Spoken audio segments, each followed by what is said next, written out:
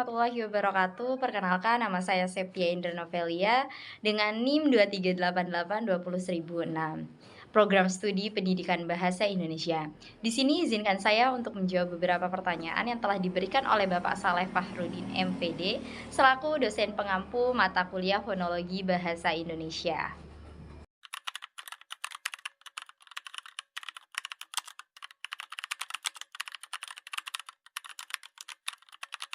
Fenomena ketidaklancaran berujar seperti gagap sering berkaitan dengan ketidakmampuan belajar, karena adanya asumsi umum bahwa kesulitan berbicara secara lancar berhubungan dengan masalah kognitif atau kecerdasan.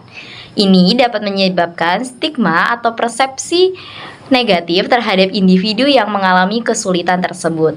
Upaya fonetik dalam menanggulangi fenomena ini berfokus pada pemahaman dan perbaikan aspek-aspek fisik dan teknis dari produksi suara.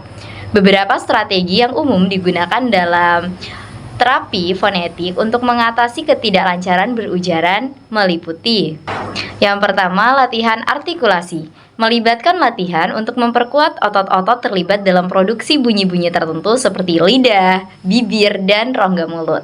Yang kedua ada latihan pernapasan. Teknik-teknik pernapasan yang membantu meningkatkan kontrol dan daya tahan pernapasan juga penting untuk menghasilkan ucapan panjang dan jelas. Yang ketiga ada terapi gerakan motorik. Melibatkan latihan untuk meningkatkan koordinasi gerakan motorik yang diperlukan untuk produksi suara yang tepat. Yang keempat, ada modeling dan imitasi. Menggunakan model dan contoh suara yang benar untuk diikuti oleh individu yang mengalami kesulitan berbicara. Yang kelima, ada pemantauan dan umpan balik. Memberikan umpan balik terus-menerus tentang produksi suara untuk membantu individu memperbaiki kekurangan mereka.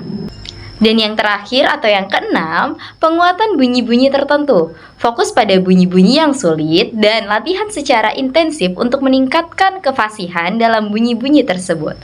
Nah, upaya fonetik ini tidak hanya membantu meningkatkan kefasihan dan kelancaran berbicara secara teknis, tetapi juga dapat meningkatkan rasa percaya diri individu dan mengurangi dampak sosial dari masalah ketidaklancaran berujar. Penting untuk dicatat bahwa setiap individu memiliki kebutuhan terapi yang unik. Oleh karena itu, terapi fonetik harus berdasarkan atau disesuaikan dengan kebutuhan dan karakteristik masing-masing individu.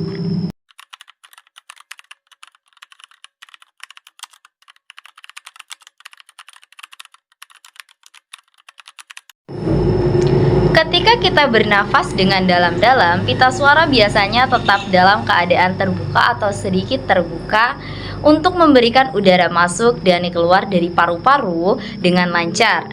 Pada saat bernafas, pita suara tidak aktif dalam menghasilkan suara. Sementara itu, ketika kita mengucapkan bunyi H, pita suara tetap terbuka dan tidak bergetar.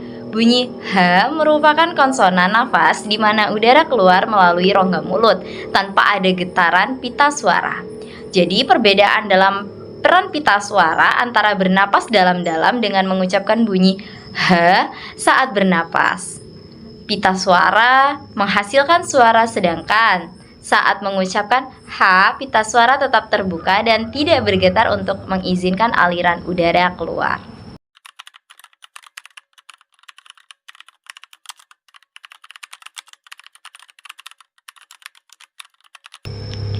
Bunyi bersuara dan bunyi tidak bersuara adalah istilah yang sering digunakan dalam konteks linguistik atau fonetik untuk membedakan pengucapan huruf atau fonem tertentu dalam bahasa.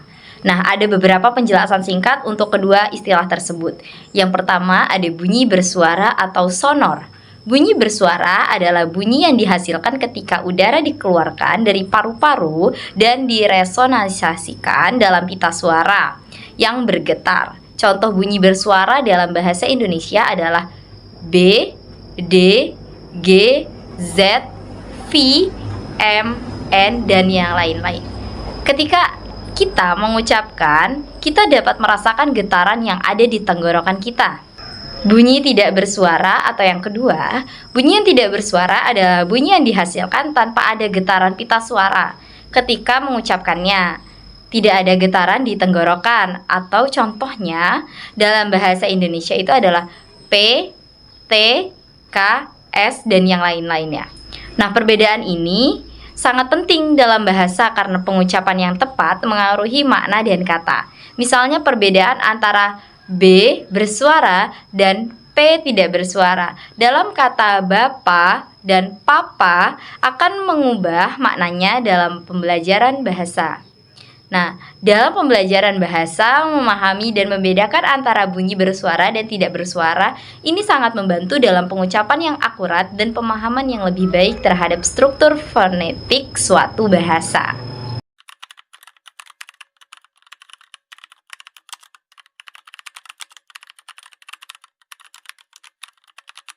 Kesatuan bentuk linguistik terkecil merujuk pada fonem. Fonem adalah unit terkecil dalam sistem bunyi. Bahasa yang dapat membedakan makna antara kata-kata dalam suatu bahasa.